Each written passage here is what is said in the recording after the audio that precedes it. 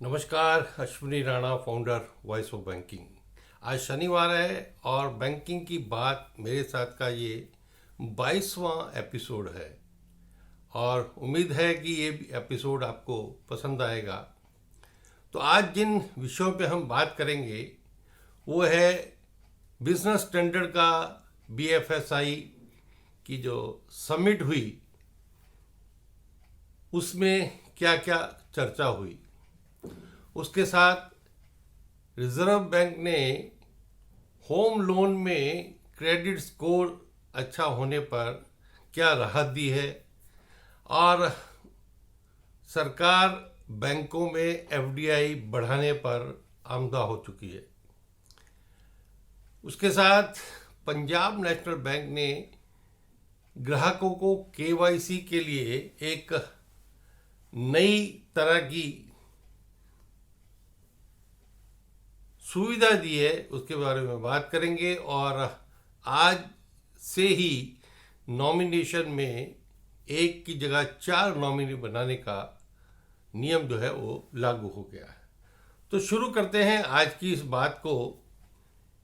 सबसे पहले business standard की हुई इस समिट जो कि मुंबई में हुई, उसमें जो विषय तो बहुत सारे रहे और बहुत सारे उसमें इकोनॉमिस्ट ने, बैंकर्स ने, RBI के गवर्नर, फाइनेंस सेक्रेटरी, यानी बहुत सारे लोगों ने अपने विचार उसमें रखे। और जो ज़्यादा कंसर्न के वजह थे वो था कि बैंकों में बढ़ता साइबर फ्रॉड की कैसे उससे बैंकों को, ग्राहकों को राहत मिले और जीरो ट्रस्ट मॉडल जो है वो डेवलप किया जाए ताकि लोगों का जो पैसा है वो बैंकों में सुरक्षित रहे और जो आज का डिजिटल अरेस्ट करके करोड़ों रुपए लूट लेते हैं उससे कैसे बचाव किया जा सकता है।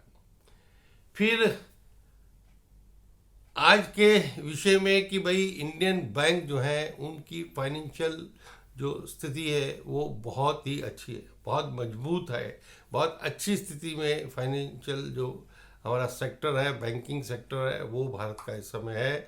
कहाँ NPA डबल डिजिट में होता था, आज वो 2.2 पर आ गया है। GDP की ग्रोथ 6.5 है, वो 7% तक जाती दिखती है।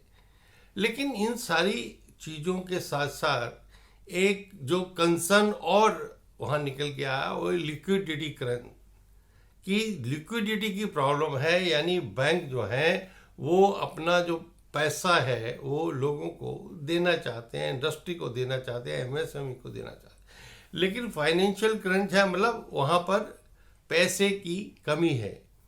तो उस पैसे की कमी को कैसे दूर किया जाए, इसके ऊपर रिजर्व बैंक का भी कंसर्न है। और रिजर्व बैंक को लगता है कि भाई आने वाली जो मॉनेटरी पॉलिसी मीटिंग है उसमें शायद फिर रिजर्व बैंक रेपो रेट में कमी कर सकता है ताकि और जो लिक्विडिटी है वो बढ़े और बैंकों को जो है एक राहत मिले ताकि वो अच्छी तरह से क्रेडिट की रिक्वायरमेंट को पूरा कर सकें। क्योंकि क्रेडिट का रिक्वायरमेंट बैंकों का जो मेन सोर्स है इनकम का भी और इकोनॉमी में भी बूस्ट करने के लिए वो सबसे बड़ी ज़रूरत है। तो देखते हैं कि इस सारी चर्चा के बाद बैंक वहाँ पर आए विषयों को किस प्रकार से इम्प्लीमेंट करते हैं।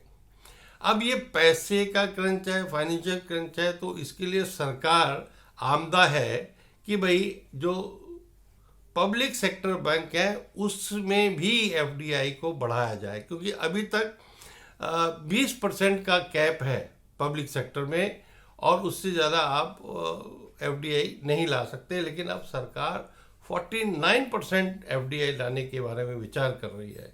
प्राइवेट सेक्टर में तो ऑलरेडी 74% का लिमिट है और उस लिमिट के कारण कुछ नामी ग्रामी प्राइवेट बैंकों में वो FDI आया भी है। कैथोलिक सीरियन बैंक देखा जाए तो उसमें 51% जो है वो FDI आया है।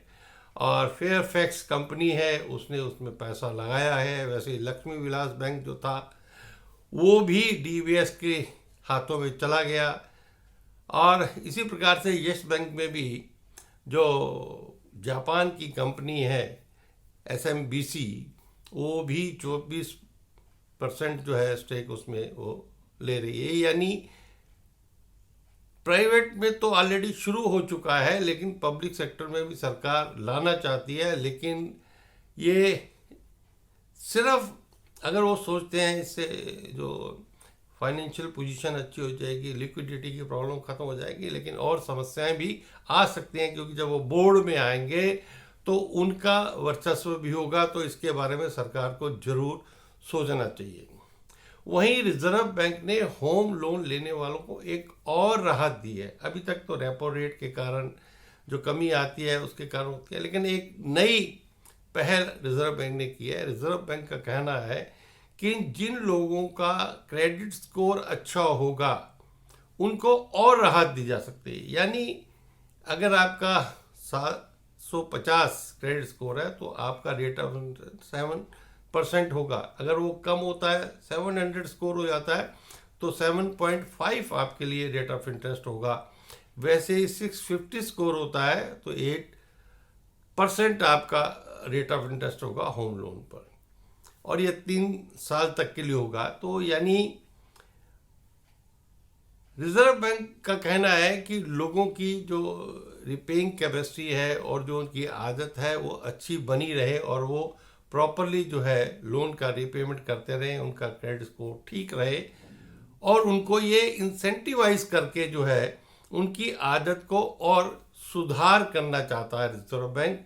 तो मुझे लगता है कि जो लोग अच्छे पे मास्टर हैं, जो समय पर इंस्टॉलमेंट देते हैं या बाकी भी लोन है तो उसके अंदर भी उनकी पेमेंट प्रॉपर जाती है, उनका जो सिबिल स्कोर है वो ठीक रहता है, तो उनको होम लोन में एक बहुत बड़ी राहत रेट ऑफ इंटरेस्ट में डिस्काउंट मिलने वाली है। ये रिजर्व बैंक ने बैंकों से कहा है। अभी एक बैंक है पंजाब नेशनल बैंक। आप सभी बैंक आज टेक्नोलॉजी को बढ़ाने के लिए काम कर रहे हैं, यानी टेक्नोलॉजी बेस्ड, यानी कस्टमर कम से कम बैंक में आए, ऐसी उनकी सोच बनती जा रही है। और जो ब्रांचेस में जो प्रेशर होता है, जो भीड़ भाड़ होती है, वो भी ना रहे और घर बैठे लोग आसानी से बैंकिंग को कर सकें। उसी में एक और कदम पंजाब नेशनल बैंक ने बढ़ाया है कि समय समय पर जब आपका KYC ख़त्म हो जाता है, यानी आपका 2 साल तक 3 साल तक आपको दोबारा से KYC करवाना पड़ता है, तो ऐसे में बार बार आपको बैंक जाना पड़ता है, डॉक्यूमेंट्स देने पड़ते हैं, और कई बार 1 बार 2 बार आपको जाना पड़ता है। लेकिन अभी उन्होंने ग्राहकों को एक बहुत बड़ी राहत दी है कि व्हाट्सएप के थ्रू आप अपना खाते का KYC करवा सकते हैं। तो उन्होंने जो उसके लिए नंबर जारी किया है 9264092640, इसको आप सेव करके जो पंजाब नेशनल बैंक के ग्राहक हैं वो व्हाट्सएप के ज़रिए अपने जो डॉक्यूमेंट्स जो रिक्वायर्ड है KYC के लिए वो पंजाब नेशनल बैंक को भेज सकते हैं, और उनका KYC खाते का घर में बैठे ही हो जाएगा। एक बहुत अच्छी पहल पंजाब नेशनल बैंक ने की है, और उम्मीद है कि बाकी बैंक भी इस तरह की पहल करेंगे ताकि ग्राहकों को जो सुविधा है वो घर बैठे बैंकिंग करने की और आसान बैंकिंग की मिल जाए। तो देखते हैं बाकी बैंक कितनी जल्दी इस तरह की और भी कुछ सुविधाएं ग्राहकों को देते हैं, जिससे कि ग्राहकों को ब्रांच में बार बार ना जाना पड़े। आज 1 नवंबर है और आज से ही नए बैंकिंग एक्ट अमेंडमेंट के आधार पर जो नॉमिनेशन है उसके नियम भी बदल गए हैं, और जिन लोगों का अभी तक कोई नॉमिनी नहीं बना रखा या एक बनाया है तो एक की जगह वो 4 नॉमिनी भी बना सकते हैं, और उनके पास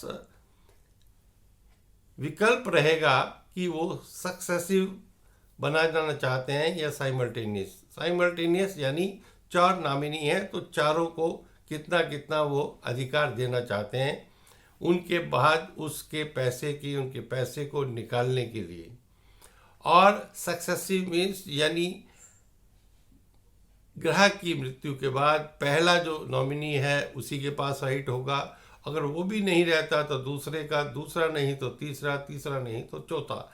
तो एक बहुत बड़ी राहत जो है ग्राहकों को नॉमिनेशन के नए नियम के साथ मिलने वाली है, क्योंकि अभी भी आप देखें तो एक बहुत बड़ा पैसा जो है रिजर्व बैंक में अनक्लेम्ड पड़ा है। वो इसी कारण से है कि प्रॉपर नॉमिनेशन फैसिलिटी उसमें नहीं थी। और आज से ही जो पेंशनर्स हैं वो अपना लाइफ सर्टिफिकेट जो है बैंकों में जमा करा दें। उसके अलग अलग तरीके हैं आज से लेकर 30 नवंबर तक, ताकि उनकी जो पेंशन है वो दिसंबर में रुके नहीं। तो बैंकिंग की बात के आज के इस एपिसोड में इतना ही। आशा है ये विषय आपको आसान भाषा में समझ आए होंगे, और मिलेंगे अगले शनिवार मेरे साथ बैंकिंग की बात में। तब तक के लिए नमस्कार। वीडियो अगर अच्छा लगा हो तो कृपया लाइक करें, शेयर करें, चैनल को भी सब्सक्राइब करें ताकि और भी महत्वपूर्ण जानकारियाँ आपको मिलती रहें। धन्यवाद।